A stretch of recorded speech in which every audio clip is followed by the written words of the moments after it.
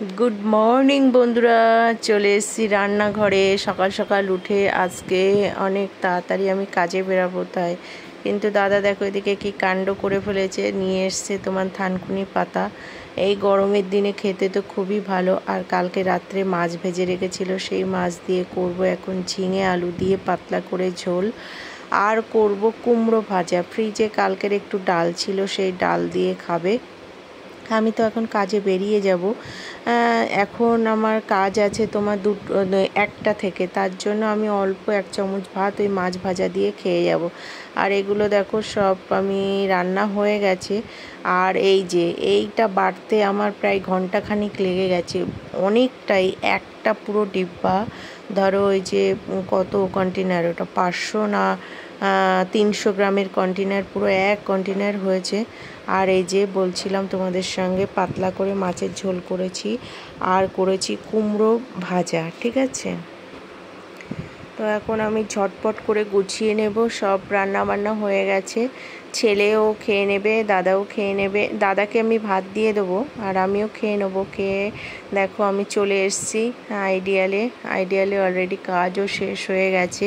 তারপরে তোমাদের সঙ্গে একটু শেয়ার করছিলাম এই যে পরিবেশটা। বেশ আজকে কিন্তু হালকা রোদ ছিল, ভালোই লাগছিল। এখন বাজে ধরো ওই 4টে বাজে।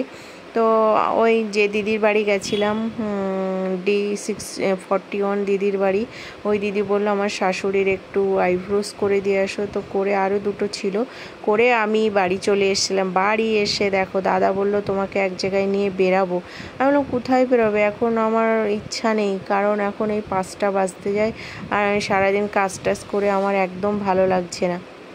যে চলো চলো এই করতে করতে বেরিয়ে পড়লাম। আমরা যাচ্ছি গোড়া বাজারে আমার মাসি শাশুড়ির বাড়িতে। হঠাৎ আমাদের ডেকেছে, তো আমরা যাচ্ছি, দেখি কি কারণ, ওখানে কি হলো না হলো। মাসি আর মেসো একাই থাকেন, তো যাই একটু ঘুরে আসি, গল্পগুজব করে আসি। খারাপ কোনো ব্যাপার না, ভালোই।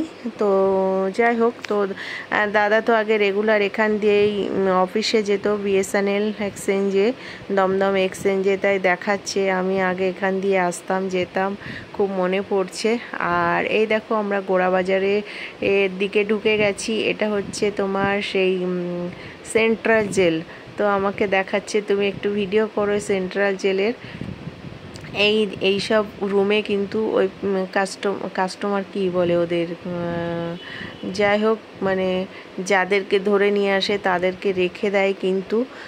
আর হচ্ছে এই দেখো এর ভিতরে এত উঁচু করে কিন্তু এটা করা থাকে যাতে কেউ না বেরাতে পারে। অনেকটা উঁচু, অনেকটা, প্রায় ধরো 2তলা মতো উঁচু এরকম।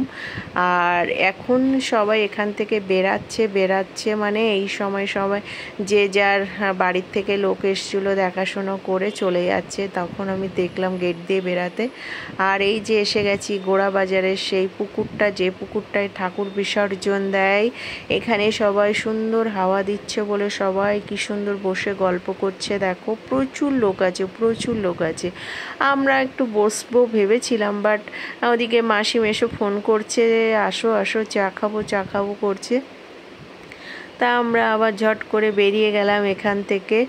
আর হচ্ছে দেখো এই সব লাইনগুলো পুরো মোমোস, চাউমিন, এগরোল সব দোকান দেখছো। এখানে বসার জায়গা দিয়েও করে রেখেছে সিট।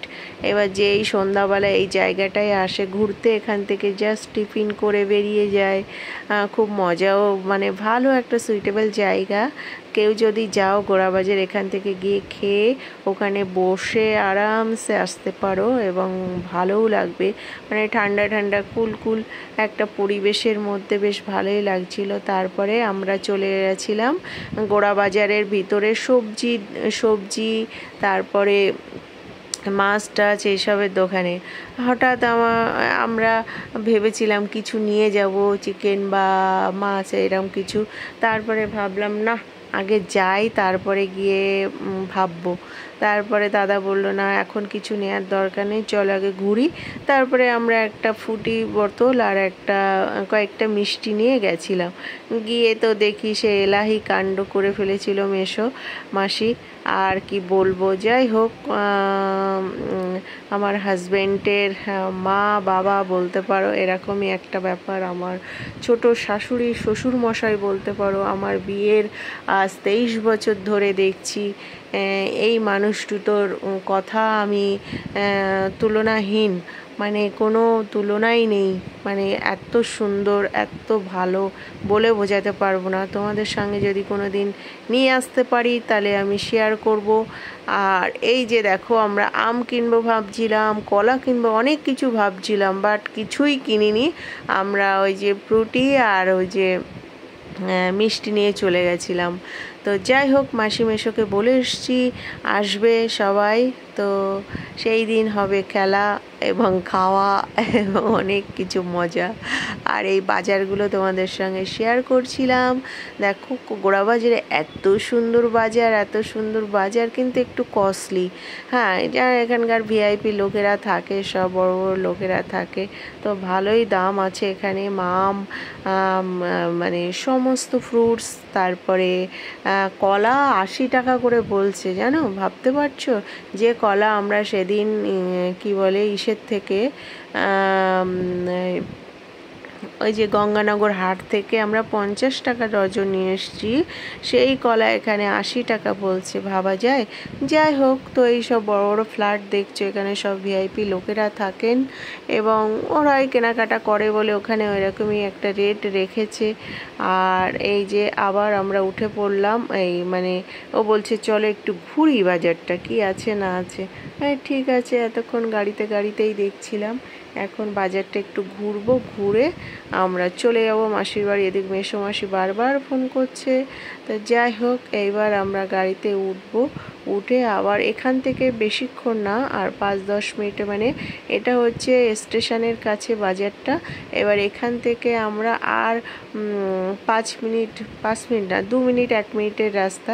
তো এখান থেকে দেখো কত সুন্দর একটা মিষ্টির দোকান, দারুণ মিষ্টি, মানে ভাবা যায় না এত সুন্দর মিষ্টি এখানে বানিয়ে রাখছে। তো আমি একটু ভিডিও করে নিলাম তোমাদের সঙ্গে শেয়ার করার জন্য। আর আমরা এখান থেকে 2 রকমের মিষ্টি নিয়েছিলাম অল্প অল্প করে, কারণ মাসি আর মেসো থাকেন। তো টাটা।